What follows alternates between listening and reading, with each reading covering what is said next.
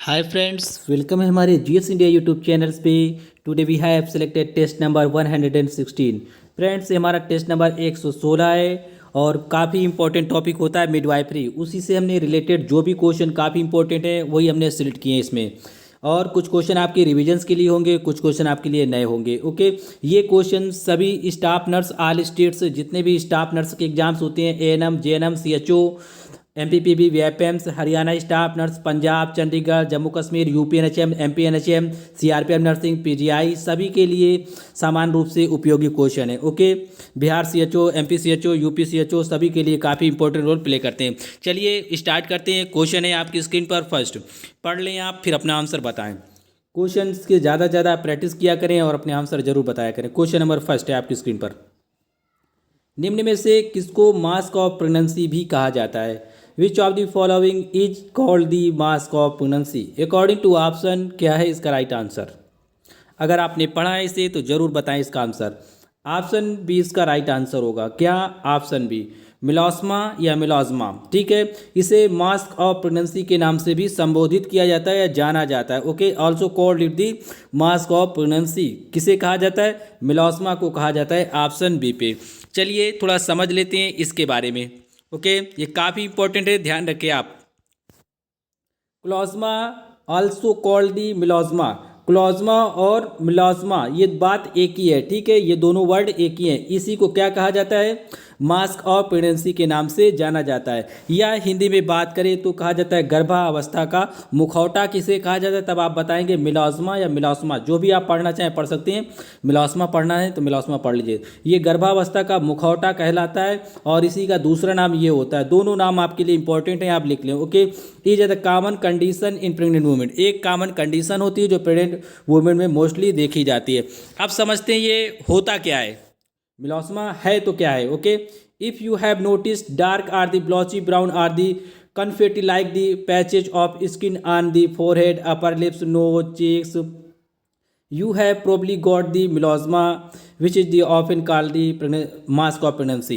आपने देखा होगा गर्भावस्था के दौरान बहुत सी महिलाओं के चेहरे पे या फोरहेड पे, माथे पे या लिप्स पे या गाल्स पे उनके क्या होते हैं? धब्बे से नज़र आते हैं, वाइट वाइट कलर्स के। क्या होते हैं? हल्के हल्के पैची या ब्लॉची या डार्क थोड़े थोड़े धब्बे से नज़र आते हैं। उनकी आंखों के नीचे क्या होता है?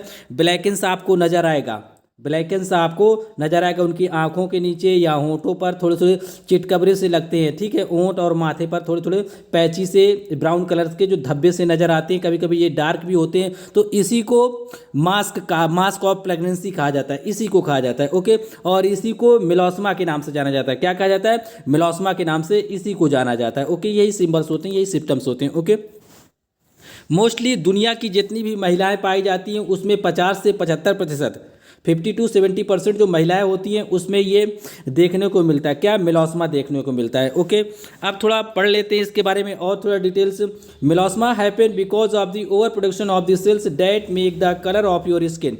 It is common harmless and some treatment में हेल्पफुल। इसमें होता क्या है? जो मिलोस्मा सेल्स होती है वो प्रेगनेंसी के दौरान, गर्भावस्था के दौरान महिलाओं में इसके जो सेल्स होते हैं ओवर प्रोडक्शन होने लगता है, मतलब ज़रूरत से ज़्यादा निर्माण होने लगता है। जब उन सेलों का ज़रूरत से ज़्यादा निर्माण होगा तो प्रेग्नेंट वुमेन के जो चेहरे होते हैं या लिप्स होते हैं, होंठ होते हैं, इस पर क्या होता है? थोड़े से धब्बे या ब्लैकिन से या ब्राउनी टाइप्स के पैचेज नज़र आने लगते हैं। ठीक है, ये होता किसकी वजह से?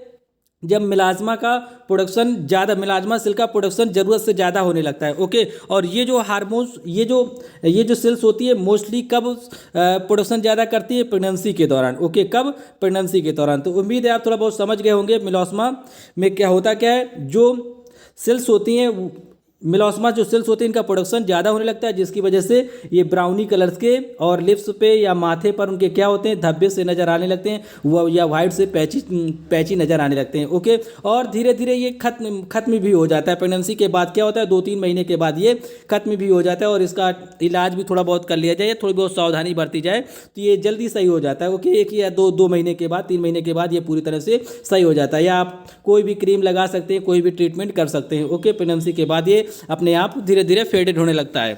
नेक्स्ट क्वेश्चन पे चलते हैं। क्वेश्चन नंबर 2 पढ़ लें फिर आंसर बताएं। सभी क्वेश्चन पूछे गए एग्जाम्स में। भारत में नर्सों एवं दाइयों का पंजीकरण कब प्रारंभ हुआ था? When did the registration of nurses and the midwives start in India? कब हुआ था? पढ़ लें आप, फिर अपना आंसर बताएं। क्वेश्चन नंबर 2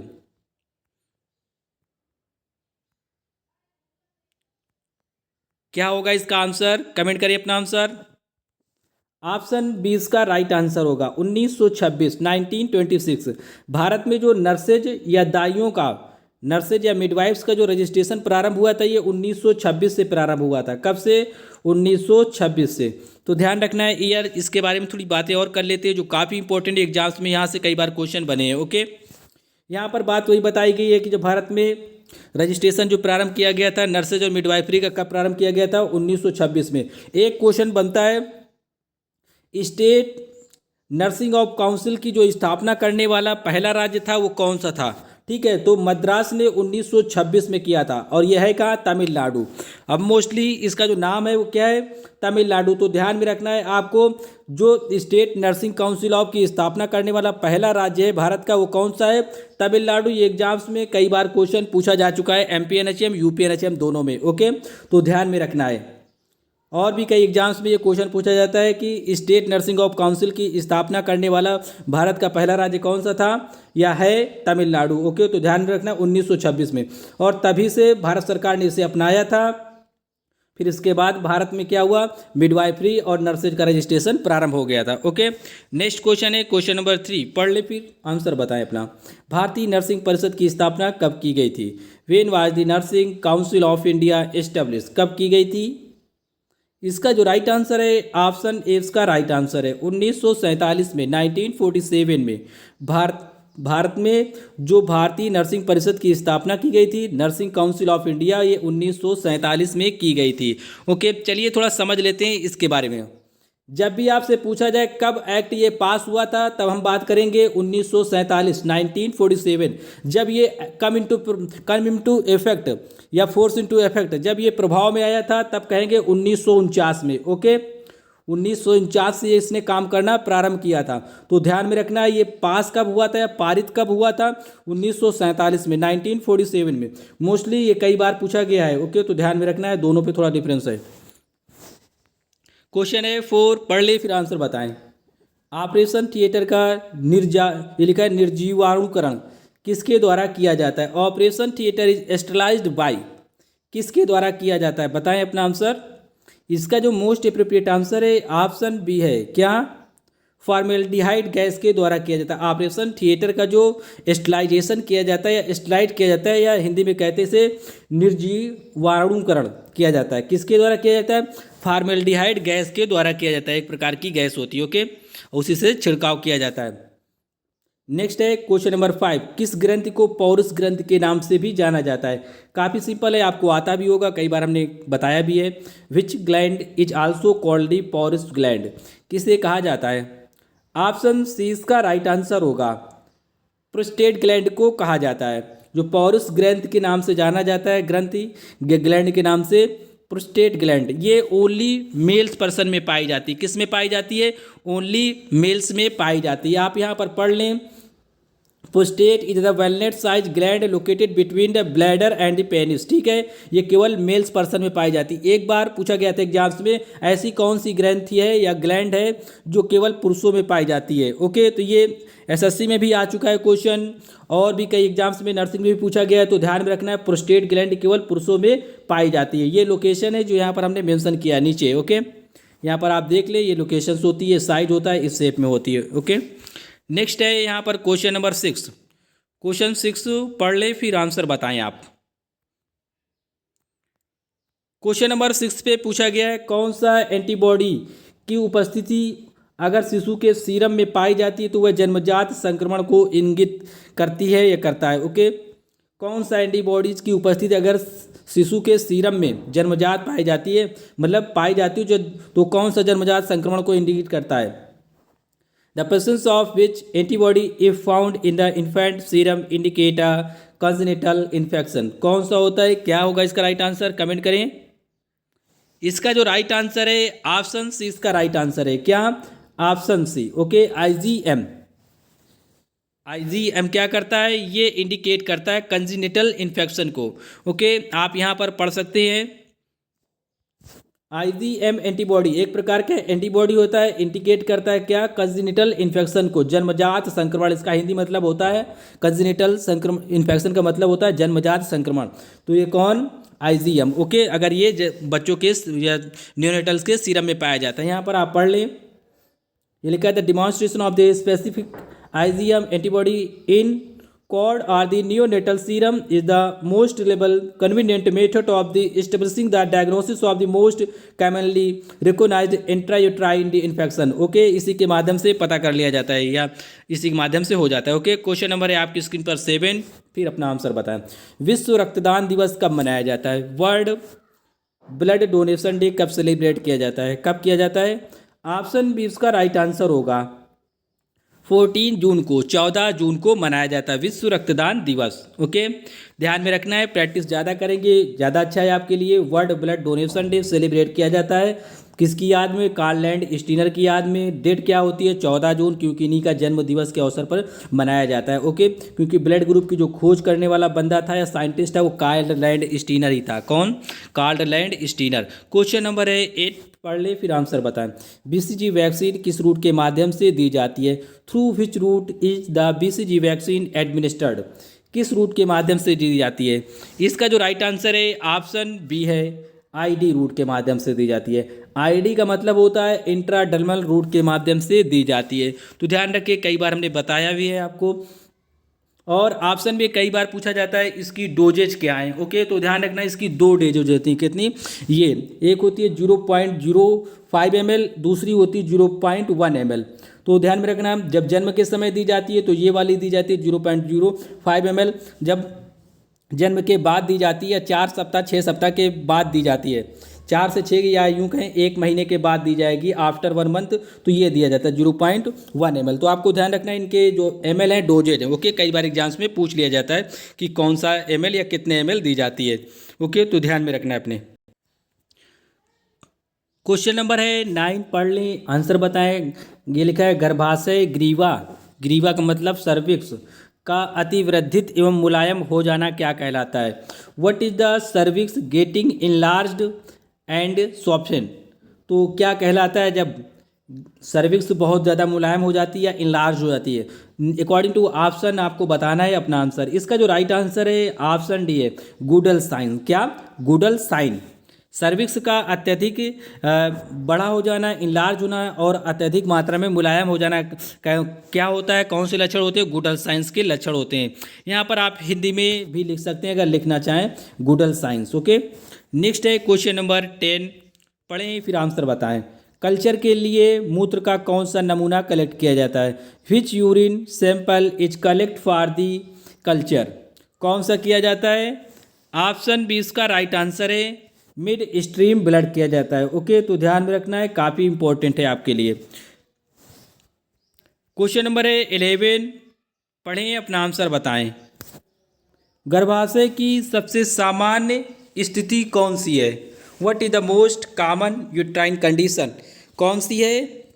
इसका जो राइट आंसर है ऑप्शन सी इसका राइट आंसर है, इंटेवर्टेड। क्या? इंटेवर्टेड। तो ध्यान रखें, इस पे स्पेलिंग पे ध्यान रखेंगे तब आप इसे आंसर फाइंड कर पाएंगे, क्योंकि बी और सी हिंदी में एक तरह से लगभग समान रूप से लिखे जाते हैं। तो ध्यान रखना, यहाँ पर ए से स्टार्ट होगा, ये आई से स्टार्ट होता है, तो ए वाला सही होगा जो इंटेवर्टेड लिखा है। ठीक है, तो स्पेलिंग पे थोड़ा फोकस कर लेना। जब भी अगर आंसर लिखना चाहते हैं तो इसे हिंदी इंग्लिश दोनों में लिखना। ओके, क्वेश्चन नंबर है 12, पढ़ लें फिर आंसर बताएं। क्वेश्चन नंबर 12 यहाँ पर मेंशन किया गया है, एक गर्भवती महिला को प्रतिदिन कितनी मात्रा में आयरन की आवश्यकता होती है? What amount of the iron does a pregnant women need daily? कितनी होती है? इसका जो राइट आंसर है ऑप्शन बी है। क्या? ऑप्शन बी 40 ग्राम पर डे के हिसाब से, 40 मिलीग्राम पर डे के हिसाब से। mg का मतलब होता है मिलीग्राम। ओके, तो 40 mg पर डे के हिसाब से गर्भवती महिला को प्रतिदिन आयरन की आवश्यकता होती है। Option B is the right answer. Next है क्वेश्चन 13 नंबर आपकी स्क्रीन पर, पढ़ लें 13 नंबर, फिर आंसर बताएं अपना। काफ़ी इंपॉर्टेंट क्वेश्चन है क्वेश्चन नंबर 13। यहाँ पर दिया गया है, भ्रूण को ग्लूकोज की आपूर्ति को बढ़ाने में सहायक हार्मोन्स कौन सा है? Which hormones are helpful in increasing the supply of the glucose to the fetus? क्या होगा इसका राइट आंसर? इसका जो राइट आंसर है ऑप्शन ए इसका राइट आंसर है, HPL हार्मोन्स होता है। भ्रूण में जो ग्लूकोज की आपूर्ति को बढ़ाने में सहायक हार्मोन्स होता है ये HPL हार्मोन्स होता है। शायद इसे आपने पहली बार सुना हो, लेकिन इसके बारे में अभी हम बात करेंगे थोड़ा डिटेल्स में ताकि आपको ये अच्छे से समझ में आ जाए। HPL हार्मोन्स होता है, क्वेश्चन पढ़ लेना फिर अपना आंसर लिख लेना। ओके, यहाँ पर अब बात करते हैं HPL हार्मोन्स के बारे में। इसका जो पूरा नाम होता है ये इसको कहा जाता है ह्यूमन प्लेसेंटल लैक्टोजन। क्या? ह्यूमन प्लेसेंटल लैक्टोजन के नाम से जाना जाता है। Also called the human chronic, इसका नाम दूसरा नाम और भी होता है ह्यूमन क्रोनिक एंडी सोमेटोमेपोट्रोपिन, ये नाम है इसका। ओके, HCS के नाम से भी इसे जाना जाता है, ये भी नाम होता है। HPL भी कहा जाता है, HCS भी कहा जाता है। तो ये दोनों नाम एक ही हैं, ये इनके फुल फॉर्म लिखें, मतलब दोनों का जो मतलब है वो एक ही है। ओके, फिर समझ लेते हैं इजादा पॉलीपेप्टाइड प्लेसेंटल हार्मोन्स, एक प्रकार का पॉलीपेप्टाइड प्लेसेंटल हार्मोन्स होता है। The humans of the form of the placental lactogen chronic, ये नाम पढ़ लें आप। It is a structures and function are similar to those of the human growth hormones, इसका फंक्शन एकदम उसी तरह होता है जैसे ग्रोथ हार्मोन्स का फंक्शन होता है, तो ध्यान में रखें। और ये हार्मोन्स कब स्रावित होता है? ये हार्मोन्स प्रेगनेंसी के दौरान स्रावित होता है। केवल कब? केवल प्रेगनेंसी के दौरान स्रावित होता है, गर्भावस्था के दौरान। क्वेश्चन 14 पढ़ लें फिर आंसर बताएं। विश्व अल्जाइमर दिवस कब मनाया जाता है? When is the world Alzheimer day celebrated? कब मनाया जाता है अल्जाइमर दिवस? ऑप्शन बी इसका राइट आंसर होगा क्या? 21 सितंबर को, 21 सितंबर को ये विश्व अल्जाइमर दिवस मनाया जाता है। ये क्वेश्चन लाने का बस यही पर्पज है कि ताकि आपकी प्रैक्टिस हो जाए, आपका माइंड रिकॉल कर सके इन क्वेश्चनों को। ओके, तो आप ज़्यादा से ज़्यादा प्रैक्टिस किया करें, आप सही से आंसर बताने की कोशिश किया करें और जो भी दिया जाता है आपको उसे आप याद किया करें। ओके, यहाँ पर आप देख ले एक रिबन्स होता है पर्पल कलर का, इसके माध्यम से अल्जाइमर्स डिसीजेज के बारे में जागरूकता फैलाई जाती है और बताया जाता है। ओके, और कैसे उसकी रोकथाम की जाएगी, कैसे उसका ट्रीटमेंट किया जाएगा, इसके बारे में इसमें बताया जाता है। एक रिबन्स होता है पर्पल कलर का। ओके, नेक्स्ट है क्वेश्चन यहाँ पर 15 नंबर पे दिया गया, गर्भावस्था के दौरान महिला के वजन में औसत वृद्धि कितनी होती है? पढ़ लें question. What is the average increase in weight of a women during pregnancy? कितना होता है? जो मोस्ट अप्रोप्रिएट आंसर है वो होगा ऑप्शन बी 11 किलोग्राम, 11 kg। गर्भावस्था के दौरान जो महिलाओं में औसत वृद्धि होती है वो लगभग 11 kg के आसपास होती है, तो ध्यान में रखना है। नेक्स्ट है क्वेश्चन आपकी स्क्रीन पर 16 नंबर। कौन सा एंटीबॉडीज अपरा को पार कर शिशु को प्रतिरक्षा प्रदान करता है? Which antibodies crosses the placenta and provides immunity to the baby? क्या होगा इसका राइट आंसर? कई बार बताया क्वेश्चन और पूछा भी बहुत बार जाता है। इसका जो राइट आंसर है कमेंट करें आंसर अपना जल्दी से। ऑप्शन डी इसका राइट आंसर है क्या? IgG, ये इसका राइट आंसर है। कौन सा एंटीबॉडीज अपरा को पार कर शिशु को प्रतिरक्षा प्रदान करता है? IgG होता है। ओके, तो ध्यान में रखना है इम्यूनोग्लोबिन जी। यहाँ पर इसे पढ़ना चाहें तो पढ़ सकते हैं आप, काफ़ी इंपॉर्टेंट होता है ये आपके लिए। Immunoglobin G is the only antibodies isotope that can passes through the human placenta, ये एक केवल ही ऐसा एंटीबॉडीज है जो ह्यूमन प्लेसेंटा को पार कर जाता है। And is the most common antibodies of the 5 types of the antibodies found in the human body. Human में 5 प्रकार के एंटीबॉडीज पाए जाते हैं, IgA IgM इस प्रकार से पाए जाते हैं। ओके, कई बार हमने बताया भी है। अब देखें यहाँ पर IgG antibodies protect the against bacterial and viral infection in the fetus. IgG जो हार्मोन्स होता है ये किस प्रकार से प्रतिरक्षा करता है शिशु की? ये बैक्टीरियल और इन्फेक्शन ही, बैक्टीरियल और वायरल इन्फेक्शन से रक्षा करता है जब फेटस में बेबी होता है। जब फेटस में गर्भ में जब बेबी होगा तो बैक्टीरियल और वायरल इन्फेक्शन से बेबी की रक्षा करता है। कौन सा हार्मोन्स? ये वाला IgG, मतलब इम्यूनोग्लोबिन जी। नेक्स्ट है क्वेश्चन नंबर 17, पढ़ें फिर आंसर बताएं। एक गर्भवती महिला के लिए प्रोटीन की कितनी प्रतिदिन आवश्यकता होती है? How many days of the protein is required by a pregnant women?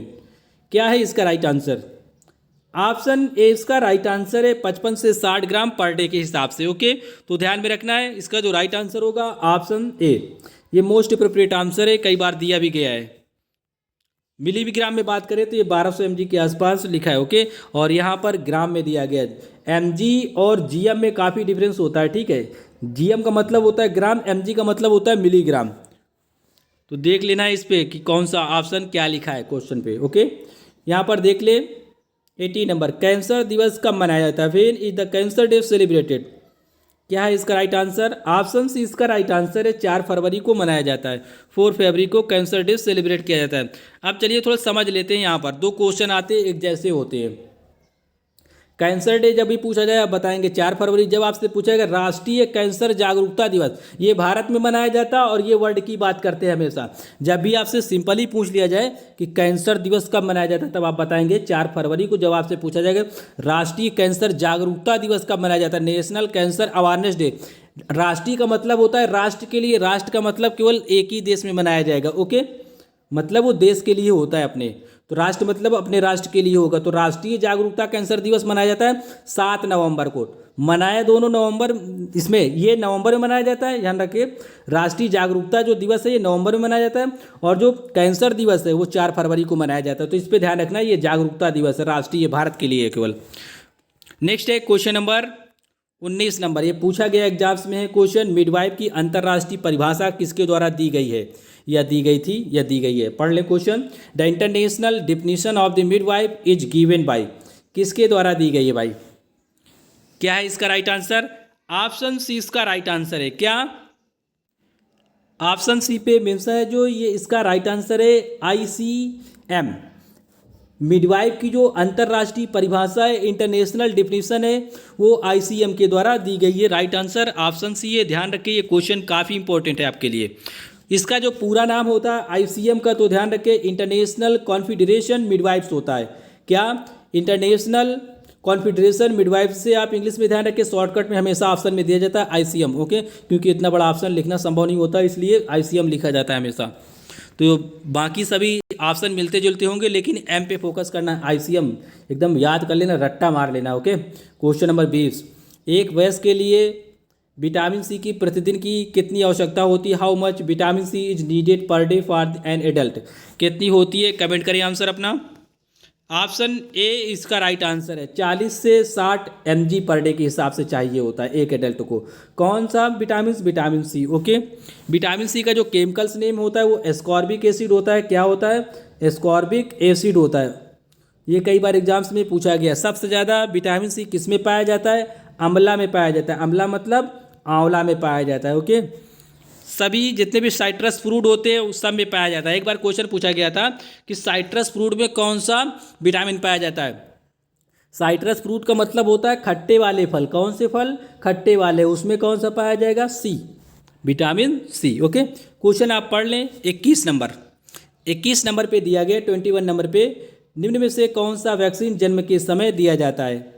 कौन सा दिया जाता है? ऑप्शन सी इसका राइट आंसर होगा, BCG दिया जाता है। पूछा भी बहुत बार जाता है, लेकिन सिंपल है तो क्या हुआ? ओके, ऑप्शन सी इसका राइट आंसर होगा। आपको कमेंट बॉक्स में इसका फुल फॉर्म लिखना है। ओके, ये जन्म के समय दिया जाता है। नेक्स्ट है क्वेश्चन नंबर 22 पे पूछा गया विश्व हृदय दिवस कब मनाया जाता है? When is World Heart Day celebrated? Option C इसका राइट आंसर होगा। UPNHM में पूछा गया क्वेश्चन है, और भी कई विभागों में, कई डिपार्टमेंट पे, SSC पुलिस रेलवे में भी पूछा गया, कई बार PCS में भी पूछा जा चुका है। ये क्वेश्चन 29 सितंबर को विश्व हृदय दिवस मनाया जाता है। ओके, ये मैचिंग के लिए आया है पब्लिक सर्विस कमीशन में, PCS में। नेक्स्ट है क्वेश्चन नंबर 23 पे दिया गया WHO के अनुसार प्रसव पूर्व विजिट की कितनी न्यूनतम संख्या होती है? What is the minimum number of the prenatal visit as per WHO? World health organisation के हिसाब से प्रसव के पूर्व एक महिला को कितनी विजिट करनी चाहिए? ऑप्शन डी इसका राइट आंसर है। कितनी? कम से कम 4। न्यूनतम की बात की गई है यहाँ पर। ओके, आपको बताना है अधिकतम कितनी की जाती है, टोटल कितनी की जाती है। न्यूनतम तो यहाँ पर है, कितनी है? ऑप्शन डी पे जो मेंशन है 4। ओके, अधिकतम कितनी हो सकती हैं या होती हैं, क्योंकि इसका 1-2 वेरिएशन होता है, तो आपको कमेंट बॉक्स में इसको बताना है। ओके, नेक्स्ट क्वेश्चन है 24 नंबर पे, राष्ट्रीय एकता दिवस कब मनाया जाता है? मोस्टली सभी विद्वानों ने इसका आंसर सही दिया था। फिर is the national unity day celebrated? सभी का आंसर लगभग सही था।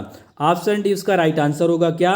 31 अक्टूबर को, 31 अक्टूबर को राष्ट्रीय एकता दिवस नेशनल यूनिटी डे सेलिब्रेट किया जाता है किसकी याद में?